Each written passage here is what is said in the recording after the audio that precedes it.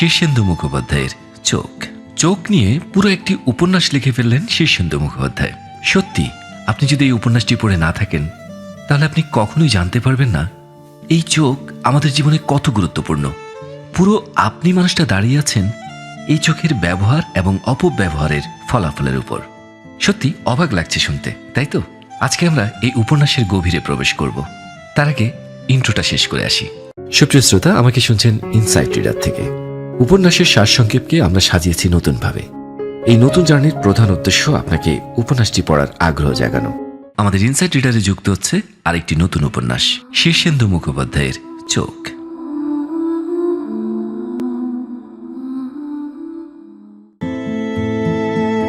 উপন্যাসের একটি চরিত্র যার নাম কমলা। বিয়ের আসরে তার স্বামী 7 প্যাকেট ঠিক আগ মুহূর্তে গুলি খেয়ে মাটিতে লুটিয়ে পড়ল। রক্তে ভেসে গেল সব। আর সেই মেয়ে কমলা সেই রক্তে আঙুল ডুবিয়ে তার সিঁথিতে রক্তিম চিহ্ন এঁকে দিল।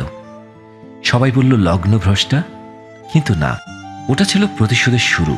চোখ দিয়ে সে দেখেছিল মৃত্যুকে, দেখেছিল দুর্বলতাকে। আর সেই চোখ আর কখনো নরম হয়নি। উপন্যাসের প্রেক্ষাপটে আপনি কমলার বিস্তৃতি দেখতে পারবেন অনেকটুকু অংশ জুড়ে। এবং এই জায়গায় দৃষ্টিভঙ্গিটা হচ্ছে প্রতিশোধ পরায়ণ একজন নারী। আরেকটা চরিত্রের কাছে আসি, যার নাম বকুল।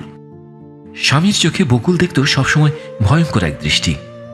খুন হবার ভয়ে স্বামীকে ছেড়ে সে চলে গেল, কিন্তু শান্তি এক দিল না। কারণ চোখ তো পালায় না, চোখ আপনার ভেতরে থেকে যায়। সে চোখ আপনাকে ফলো করে, আপনাকে জ্বালায়। এবং স্বামীর চোখে সে যখন তার হত্যাযোগ্যটাকে কল্পনা করে, এর বাস্তবতাও আপনার কাছে অবান্তর মনে হবে না। সো চোখের এই অংশটিকেও আমরা একপাশে রেখে আমাদের উপন্যাসের আরেকটি চরিত্রের দিকে দৃষ্টিপাত করি। এই চরিত্রের নাম জানকী।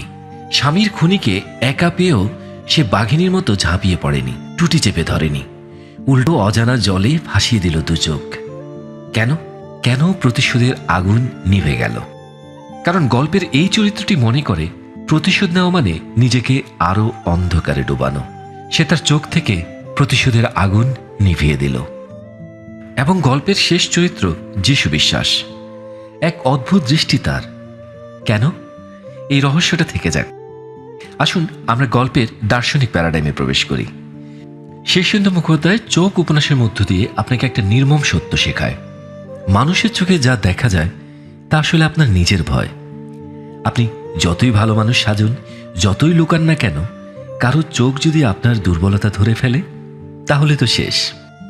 পৃথিবী দুর্বল চোখকে দয়া করে না। পৃথিবী সেই চোখকে পিষে মারে যা ভয় পায়। আর যে চোখ ভয় দেখায় সেই চোখই রাজা।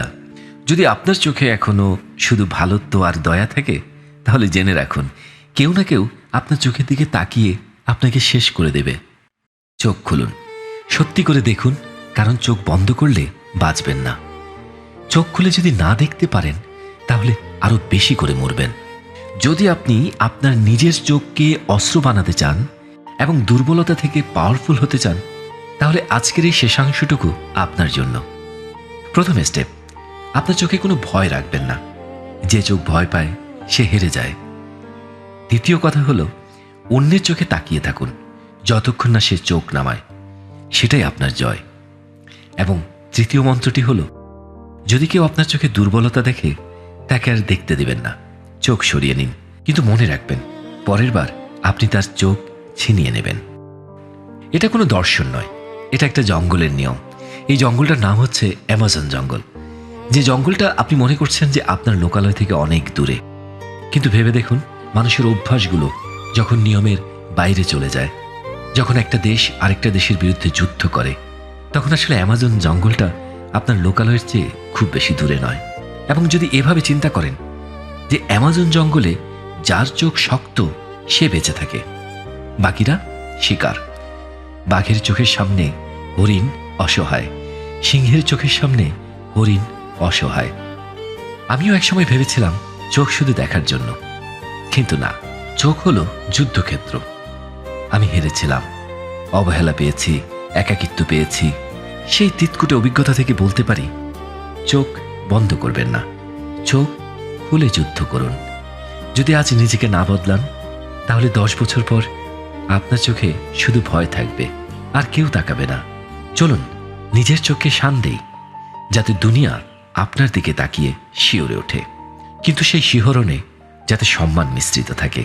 আজ এ পর্যন্তই। পরের উপন্যাস শোনার আমন্ত্রণ রইল। ভালো থাকবেন সবাই।